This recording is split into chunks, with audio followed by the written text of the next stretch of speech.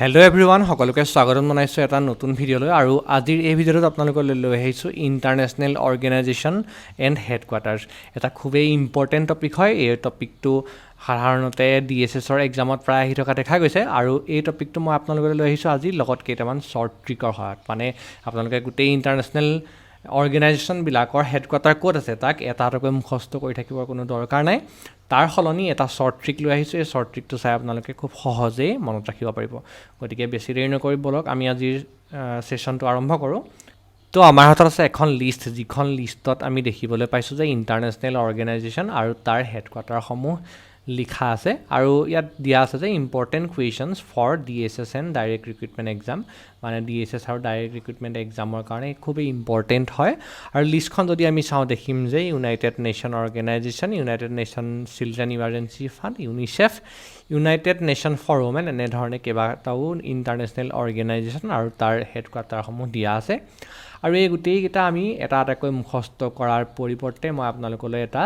trick লৈ আহিছো যিটো ট্ৰিক আপোনালোকে যদি এপ্লাই কৰে তেতিয়াহ'লে এটা এটাকৈ সকলো মুখস্থ কৰাৰ সলনি খুব সহজতে এই ট্ৰিকটোৰ সহায়ত আপোনালোকে গোটেইকেইটা মুখস্থ ৰাখিব পাৰিব আৰু পৰীক্ষাত শুদ্ধ কৰি থৈ আহিব পাৰিব গতিকে বলক আমি ট্ৰিকটো প্ৰথমতে শিকি ল'ম এতিয়া যদি আমি মন কৰোঁ চাওঁ যে দেখিম লিষ্টখনত আমাৰ প্ৰথম যিকেইটা হেডকোৱাৰ্টাৰ আছে হেডকোৱাৰ্টাৰকেইটা আৰম্ভ হৈছে United Nation Organisation United Nation Children's Emergency Fund যাক চমুকৈ ইউনিচেফ বুলি কোৱা হয় United Nations for Women United Nation Security Council যাক UNSC বুলি কোৱা হয় আৰু শেষত United Nations Educational Scientific and Cultural Organisation যাক UNESCO বুলি কোৱা হয় আৰু এইকেইটাৰ ভিতৰত যেতিয়া আমি ইউনাইটেড নেশ্যন দেখিম তেতিয়া আমি চিধাই নিউয়ৰ্ক লিখি দিম আমি চিধাই নিউয়ৰ্ক বুলি লিখি দিম ভুল নহয় মাত্ৰ ইয়াত এটাই এক্সেপশ্যন থাকিব সেই এক্সেপশ্যনটো হৈছে যে United nation educational Scientific and Cultural Organisation যাক আমি UNESCO বুলি কোৱা হয় ইউনেস্কোৰ হেডকোৱাৰ্টাৰ মাত্ৰ পেৰিছত আছে বাকী যিমানকেইটা ইউনাইটেডেৰে আৰম্ভ হ'ব গোটেইকেইটাৰ হেডকোৱাৰ্টাৰ হ'ব নিউয়ৰ্কত এইটো এটা প্ৰথম ট্ৰিক আপোনালোকলৈ আগবঢ়াই দিলোঁ মনত ৰাখি থ'ব যে যিটো এক্সেপশ্যন হ'ব সেইটো হ'ব ইউনেস্কোৰ বাদে বাকী গোটেইকেইটাৰ ইউনাইটেডেৰে আৰম্ভ হোৱা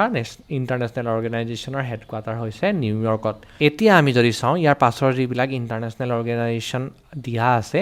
সেইবিলাক আৰম্ভণি হৈছে ইণ্টাৰনেশ্যনেল ৱৰ্ডটোৰে ইণ্টাৰনেশ্যনেল মনিটাৰী ফাণ্ড IMF বুলি কয় যাক চমুকৈ international labour organisation international committee of red cross etcetera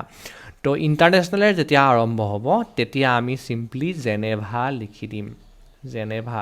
exception এটা আছে সেইটো হৈছে ইণ্টাৰনেশ্যনেল মনিটাৰী ফাণ্ড যাক চমুকৈ IMF বুলি কোৱা হয় IMFৰ হেডকোৱাৰ্টাৰ আছে ৱাশ্বিংটন DC মানে IMFৰ বাদে বাকী যিকেইটা ইণ্টাৰনেশ্যনেলে আৰম্ভ হোৱা ইণ্টাৰনেশ্যনেল ৱৰ্ডটোৱে আৰম্ভ হোৱা ইণ্টাৰনেশ্যনেল অৰ্গেনাইজেশ্যন আছে তাৰ হেডকোৱাৰ্টাৰ হ'ব জেনেভাত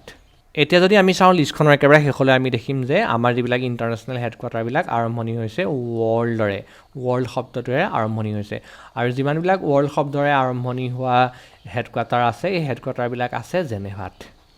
মাত্ৰ এটা এক্সেপশ্যন ইয়াতো আছে সেই এক্সেপশ্যনটো হৈছে ৱৰ্ল্ড বেংক গ্ৰুপ যিটো ৱৰ্ল্ড বেংক গ্ৰুপ আছে সেইটোৰ হেডকোৱাৰ্টাৰ আছে ৱাশ্বিংটন DCত আৰু বাকী গোটেইকেইটা ৱৰ্ল্ডেৰে আৰম্ভ হোৱা যিকেইটা হেডকোৱাৰ্টাৰ আছে হেডকোৱাৰ্টাৰকেইটাৰ আছে জেনেভাত গতিকে এটা খুব সুন্দৰ ট্ৰিক মই আপোনালোকলৈ আগবঢ়াই দিলোঁ যিটো ট্ৰিকৰ সহায়ত আপোনালোকে ইণ্টাৰনেশ্যনেল অৰ্গেনাইজেশ্যনবিলাক এটা এটাকৈ মুখস্থ কৰাৰ পৰিৱৰ্তে এটা ট্ৰিক ব্যৱহাৰ কৰি খুব সহজতে মুখস্থ ৰাখিব পাৰিব আৰু ভুল হোৱাৰ সম্ভাৱনাটোও একেবাৰে কমি যায় গতিকে যদি ট্ৰিকটো আপোনালোকৰ ভাল লাগিলে তেতিয়া ভিডিঅ'টো এটা লাইক কৰি দিব কাৰণ এনেকুৱা ধৰণৰ ট্ৰিকবিলাক বিচাৰি পেলাই আপোনালোকলৈ ভিডিঅ'টো বনাওঁতে যথেষ্ট কষ্ট হয় আৰু যথেষ্ট সময় খৰচ কৰিবলগীয়া হয় গতিকে ভিডিঅ'টো লাইক কৰি দিব আৰু চেনেলটো যদি নতুন হয় চেনেলটো ছাবস্ক্ৰাইব কৰি যাবলৈ নাপাহৰিব আপোনালোকৰ আহিবলগীয়া DHS আৰু ডিৰেক্ট ৰিক্ৰুটমেণ্টৰ যিবিলাক পৰীক্ষা হ'ব পৰীক্ষাবিলাকৰ কাৰণে আমি নতুন সেশন লৈ আহিছোঁ ইতিমধ্যে আমাৰ ইয়াতে দুটা ভিডিঅ' আপলোড কৰা হৈছে এটা ইণ্ডিয়ান হিষ্ট্ৰীৰ ওপৰত আৰু এটা DHSত আহিবলগীয়া জেনেৰেল ছায়েন্সৰ ওপৰত গতিকে সেই দুটা ভিডিঅ' আপোনালোকে চাব পাৰে ডেছক্ৰিপশ্যনত লিংক আছে আৰু যদি চেনেলটোৰ লগত আপোনালোকে জড়িত থাকিব বিচাৰে আগলৈ ভিডিঅ'বিলাক চাই থাকিব বিচাৰে তেতিয়াহ'লে চেনেলটো ছাবস্ক্ৰাইব কৰি যাবলৈ নাপাহৰিব